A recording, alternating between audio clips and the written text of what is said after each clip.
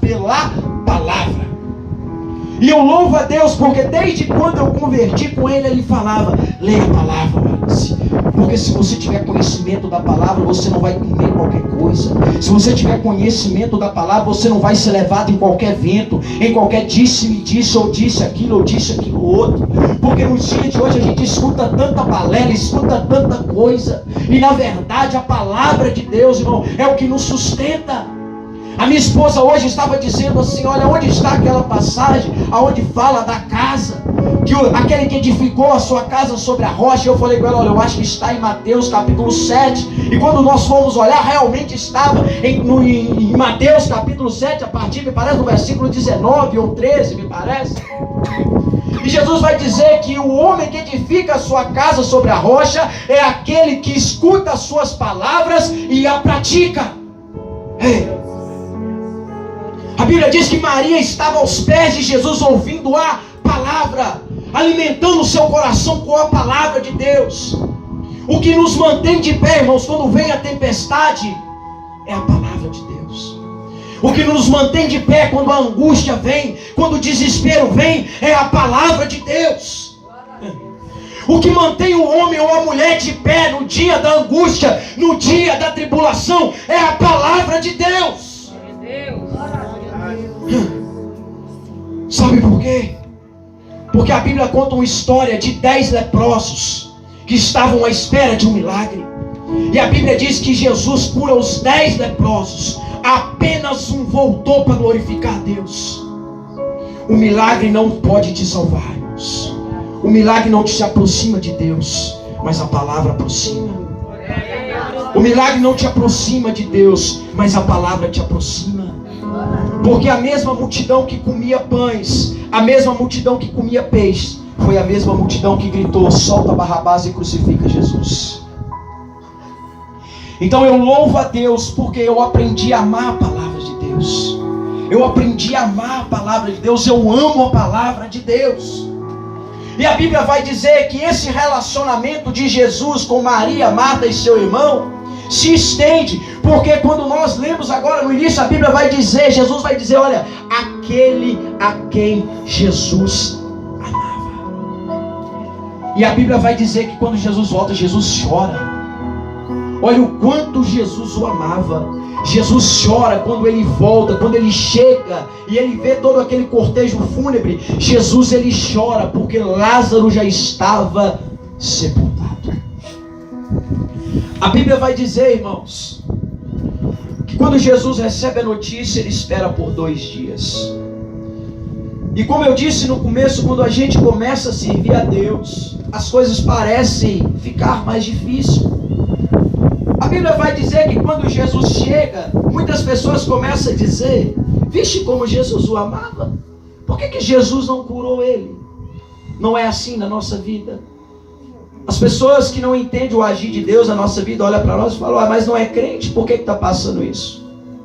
Não é crente, por que você está enfrentando isso? Você não é crente, porque Deus está permitindo isso? Queridos, eu estava falando com a minha esposa mais cedo. O que seria de Sadraque, Mesaque e Abednego se não fosse a fornalha de fogo ardente? O que seria de Moisés se não fosse o mar vermelho? O que seria de Ana se não fosse Penina? O que seria de Davi se não fosse o gigante Golias? O que seria de Elias se não fosse os profetas de Baal e de Azera?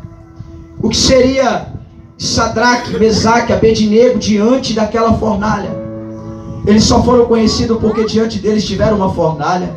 Você vai ser conhecido por essa dificuldade que você está passando. Esse problema, essa situação adversa, esse vento que está se levantando, fica tranquilo.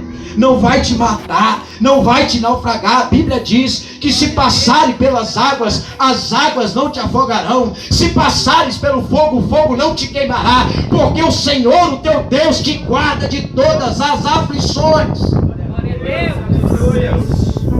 Então fica tranquilo, porque Ele está chegando. Fica tranquila, porque Ele está chegando. E a Bíblia diz que quando Jesus recebe a notícia, Ele desce e Ele fala: olha, vamos, porque Lázaro, nosso amigo, dorme. E aí alguns discípulos falam: mas se ele dorme, ele está salvo. Não, não é dessa dor que eu estou dizendo. Ele morreu. E Glórias a Deus. Jesus disse que isso aconteceu, que nós não estivéssemos lá, para que agora o nome do Pai seja glorificado. A Bíblia diz que quando Jesus chega, Marta sai correndo ao encontro de Jesus. E ela chega para Jesus e ela desabafa, querido. Como eu e você muitas das vezes desabafamos. Senhor, se o Senhor está comigo, por que isso está acontecendo? Senhor, se o Senhor está comigo, por que tanto levante? Por que tanta calúnia? Por que tanto desprezo? Por que tanta agonia? Por que tanto sofrimento, tanta dor, tanta lágrima? Senhor, se o Senhor está comigo, por que tudo isso acontece? Ei, fica tranquilo. A Bíblia diz que Marta lança aos pés de Jesus e ela fala: Senhor, se o Senhor estivesse aqui, o meu irmão não teria morrido. Quantas das vezes, queridos, nós estamos em situações que a única coisa que nos resta é as lágrimas. Quantos momentos da nossa vida que a única coisa que nos resta é só o choro, é só as lágrimas. E muitas das vezes nós dizemos: onde está o Senhor? Aonde o Senhor está? Jesus vira para Marta e fala: Marta, aquieta-te. E ela vai tentar se justificar e ela vai dizer: Senhor, eu sei que o meu irmão há de ressuscitar na ressurreição do último dia. Aí a palavra que eu mais amo, Jesus vira para frente: eu sou a ressurreição e a vida. Aquele que esteja, ainda que esteja morto, viverá, e aquele que vive e crê em mim nunca morrerá. Crê tu isso? E aí ela responde: Senhor, eu creio, eu creio, eu creio. E a Bíblia diz que quando Jesus chega e Maria vai ao encontro dele, e ele pergunta aonde é que o colocaram, e a Bíblia diz que havia uma pedra muito grande. Pedra tipifica dificuldade, pedra tipifica incredulidade, pedra tipifica orgulho, pedra tipifica ódio, raiva, rancor, avareza, ganância. Queridos, minha esposa falou: o Senhor, Ele não veio para o são, Ele veio para os doentes.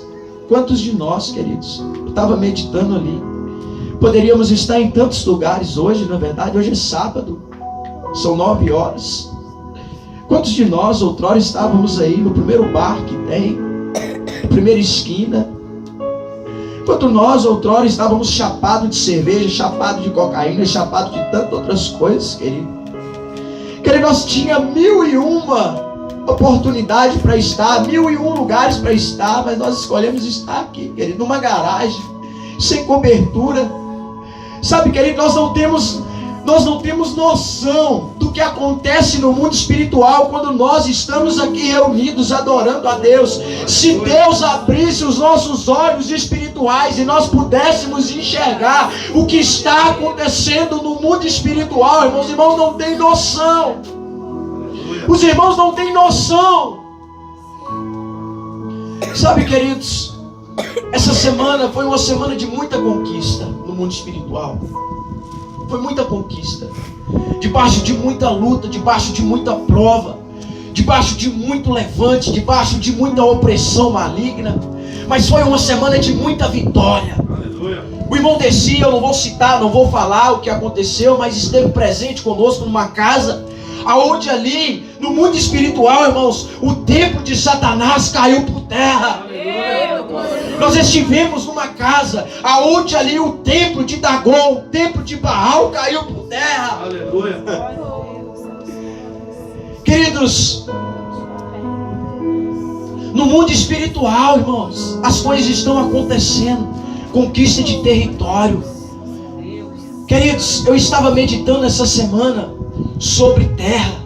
Eu estava meditando sobre deserto. Eu estava meditando sobre milagre. Quantos querem o milagre de Deus? Levanta a mão aqui. Eu quero. Deixa eu te contar um segredo. Para se ter milagre, é necessário ter situação escassa. Para se ter milagre, é necessário estar em lugar deserto. E eu estava orando para Deus mudar o bairro. Mas aí eu mudei a minha oração, falei: Deus, faz essa terra produtiva.